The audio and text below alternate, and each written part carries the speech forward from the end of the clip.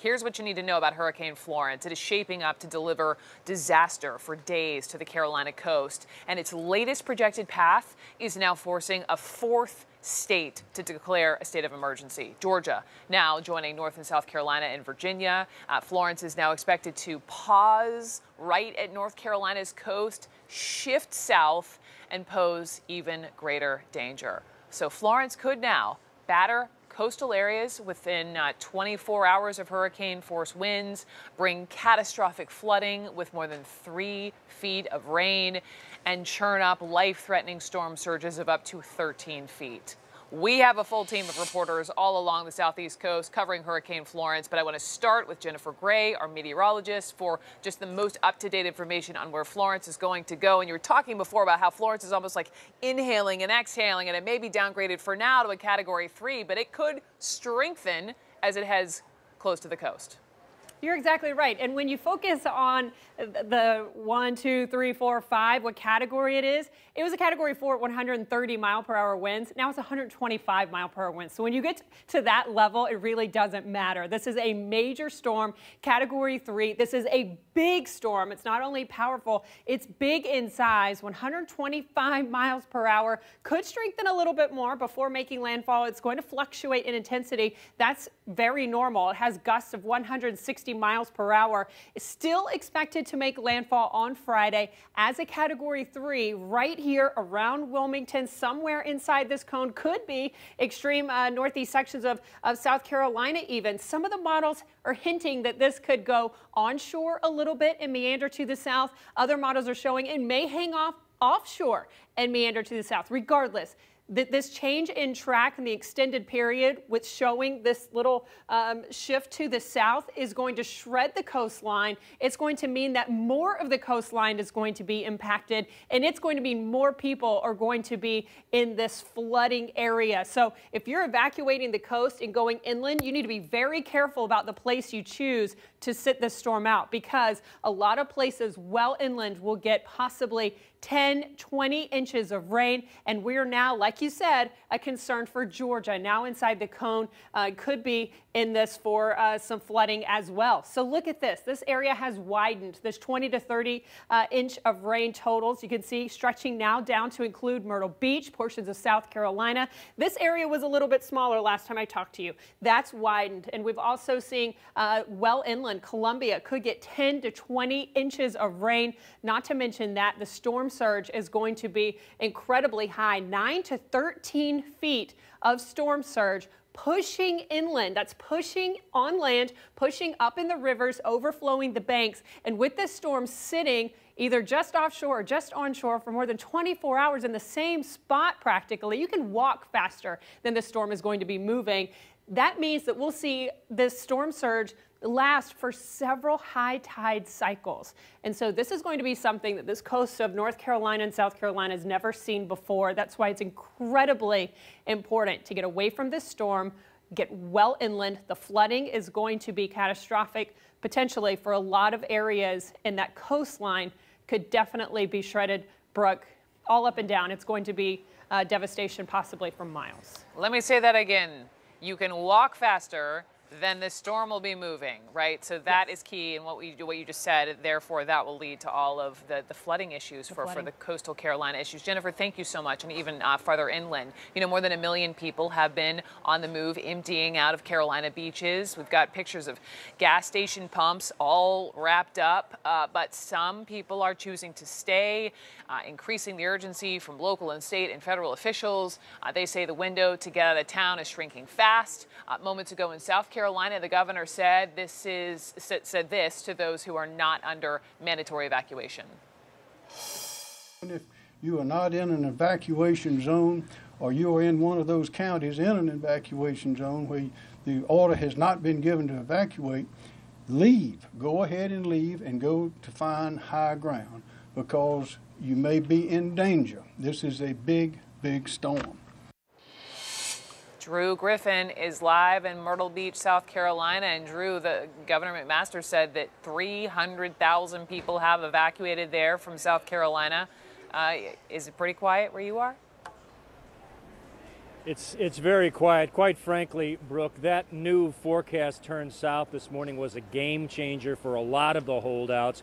Yeah. And we can show you that the evacuation route highways from here in Myrtle Beach all the way down to Charleston are now all heading one way, and that is away from Florence. It's not just the southward hit that could take place, it's also the duration of this storm that you were talking about with Jennifer Gray. You know, it's easy to ride out, it's not easy, but it's easier to ride out a storm that comes and goes. Even Hugo, 29 years ago, it went through in a snap. When you have a storm just hanging around and battering the coast, that's just days and days of misery, and I think a lot of the people just decided, you know what, it is just not worth it. You can see the beach behind me is empty. The businesses here in Myrtle Beach forced closure at 5 o'clock tonight, and after that, the mandatory evacuation is underway, by which, you know, you just do not have the promise of emergency or police help if the storm gets bad enough. So I think many people have heeded the warnings. The people who are leaving certainly had time to leave. It wasn't that crowded actually leaving, so you could get. We lost Drew Griffin in Myrtle Beach. Thank you, Drew. To North Carolina, where we know of at least one shelter that is at full capacity. Remember, North Carolina could get up to 40 inches of rain from Florence. So let's go to Kaylee Hartung. She's in Carolina Beach, North Carolina. And Kaylee, you know, Drew was just making the point because of the path change with Florence. That was sort of a game changer for a lot of people in South Carolina saying, all right, we really do need to leave. I'm wondering if people in North Carolina feel less so now. Well, Brooke, by the looks of the scene on the beach right now, that should be a concern. I think it is for a lot of officials. Just as Jennifer Gray said, you can walk faster than this storm will move. Local officials right now hoping people start walking a little bit faster towards the exit route from Carolina Beach, a barrier island in North Carolina where there is a mandatory evacuation order, a deadline of 8 p.m. tonight, where the one bridge off this island will be closed. And yet I see about a dozen people to my left, about a dozen people behind me on this beach, and even some folks in the water, despite the strong rip currents that are an incredible threat right now before this storm even arises. But tourists were gone from here long ago. The mayor here says he believes 50% of this small island's population left yesterday. Many of the people I've spoken to who have come out to the beach here today are locals. They don't live on this island. They really just came to enjoy the last bit of good weather they have and expressed a sentiment similar to this one. We're not crazy enough to stay on the island by any chance. I really think everybody should probably evacuate off the island. I mean, it's just, I mean, we get lunar tide floods here all the time. So with a 9 to 13 foot storm surge, I mean, this whole island's going to be inundated with water. So we're not that crazy, but, you know, we're in the city limits in Wilmington and, you know, in a brick home, so boarded up, ready to go with the generator.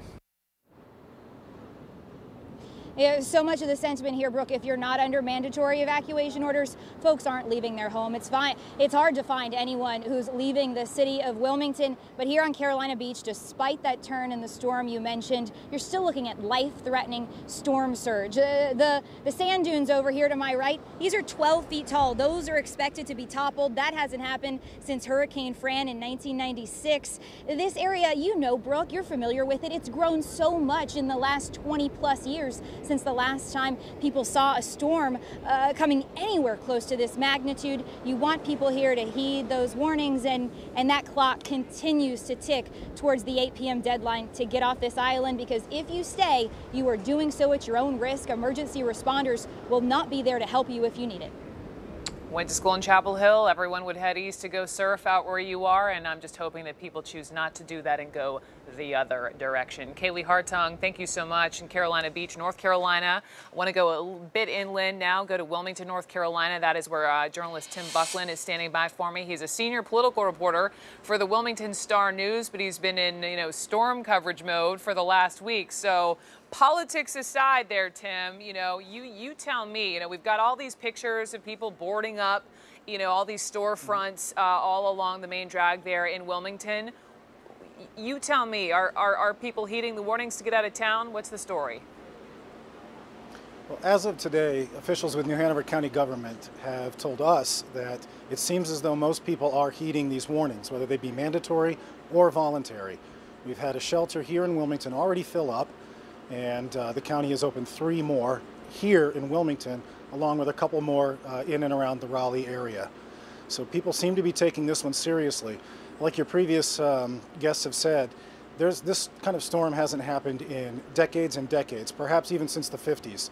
But since then, we have grown by leaps and bounds. We have roughly 5 times as many people living here as did during Hurricane Hazel in 1954. And meteorologists have told me this is going to be a once-in-a-lifetime, game-changing event. So tell me about your newsroom. You know, how you're covering it, where you're all hunkering down. Well, we have some reporters stationed at emergency operations centers in Pender, New Hanover, and Brunswick counties. And then we have several reporters who are going to hunker down in our building at the Star News, which is a brick fortress that has no windows. So we're going to ride it out through the storm and then make sure we are constantly providing updates at starnewsonline.com. We know that we are the source of information for people, not only here, but for people who have left and are looking for news for how their home is affected. Including your own family, who you sent out of town, is that right, Tim? That's right. My wife, Kate, and my kids, Zoe and Max, went to Charlotte about 2 days ago, but I'm staying here. And you wrote out Hurricane Matthew, right? Correct, but Hurricane Matthew, if people are assuming that Hurricane Florence is going to be anything like Hurricane Matthew was, they're mistaken. There's a reason emergency management officials have told me that if people choose to ignore these orders, they've got body bags ready to go. This is going to be a completely different storm. I've never been through anything like this. Most people who have lived here have never been through anything like this. We should take it seriously. Body bags, my goodness.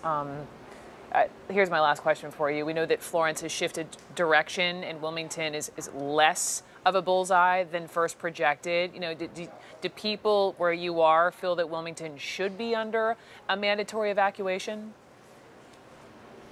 It's a question that's being asked, but Wilmington is a little bit higher, and basically what they've said is if you can get out, just get out. The advice is to just go.